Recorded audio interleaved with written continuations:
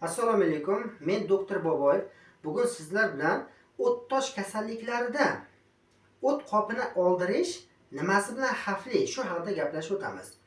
Ma'lumki, demak, doimiy ravishda jigar gepatasitlardan o't hosil bo'lib, bu o't umumiy o't yo'li orqali 12 barmoq ichakka ovqatlangan paytda quyilib turadi. Ovqatlanmagan paytda esa o't qopida zaxira holda yig'ilib turadi. O't qopi toshi qachon hosil bo'ladi? Demak, o't qopi toshlari kam suyuqlik iste'mol qilganda, yog'siz ovqatlar iste'mol qilganda, shirinliklarni ko'p iste'mol qilish va stress natijalarida hosil bo'ladi. Xo'sh, kam suyuqlik iste'mol qilish o't kislotalarining hosil bo'lishi miqdorini kamaytiradi va natijada xolesterin miqdori, o't tarkibidagi xolesterin miqdori oshishi hisobiga o'tda tosh paydo bo'lishi mumkin. Demak, o't normada qachon biz ovqatlanganda yog'li narsa iste'mol qiladigan bo'lsak, o'sha yog'larni parchalash uchun o't doimiy ravishda 12 barmoq ichakka chiqib turadi.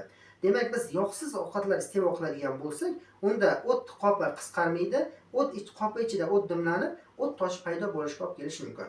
Uchinchi sabab shirinliklar hisobiga deylik. Ya'ni organizmda shirinliklar ma'lumki yog'ga, zararli yog'larga aylanadi va o'sha zararli yog', ya'ni o'sha xolesterinlar hisobiga, zararli xolesterinlar hisobiga o't qopida tosh paydo bo'lishi mumkin. To'rtinchi, stress natijasida deb aytib o'tdik. Ya'ni stress natijasida o'tgan mavzuda aytganimizdek, jigar yuqoriga qarab ko'tarilishi hisobiga o't qopida zagib bo'ladi va o't dimlanishi hisobiga, o't qopida o't dimlanishi hisobiga tosh paydo bo'lishi mumkin. Endi o't qopida katta tosh bo'ladimi, kichkina razmerdagi tosh bo'ladimi? Normada umuman bezovta qilmaydi. Qachonki umumiy o't yo'lida yoki o't qopining o't yo'liga qo'yiladigan kanalchasida yallig'lanish bo'ladigan bo'lsa, u katta tosh bo'lsin, u kichkina tosh bo'lsin, o't qopi qisqarishi hisobiga ushbu tosh tegadi yallig'langan o't yo'llariga va u pриступ, xuruj beradi. Demak, bu holatda o't yo'llarini davolash uchun antibiotik terapiya qilish tavsiya qilaman. Xo'sh, o't qopini oldirish nimasi bilan xavfli? Shu haqida gaplashib o'tamiz. Endi o't qopida tosh paydo bo'ldi va siz o't qopingizni oldirib tashladingiz. Endi nima bo'ladi?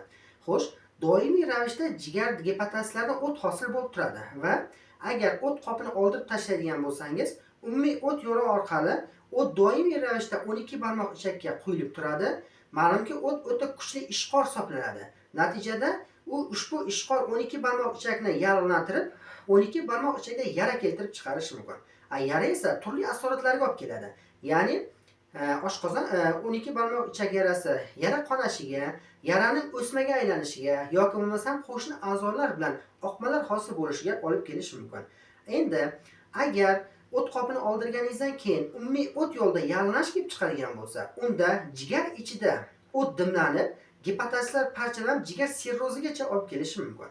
Shuning uchun har qanday holatda o't qopingizda tosh paydo bo'ldimi, o't qopini oldirmaslikka harakat qiling. Ya'ni agar mabodo xuruj bersa, u umumiy o't yo'llarini yallig'lanishni tuzatadigan dori vositalarda, masalan, o'sha antibiotik terapiya yoki bo'lmasa yallig'lanishga qarshi MPS dori vositalari yordamida o't yo'llarini yallig'lanishni yo'qotib, xurujni bartaraf qilishni tavsiya qilaman.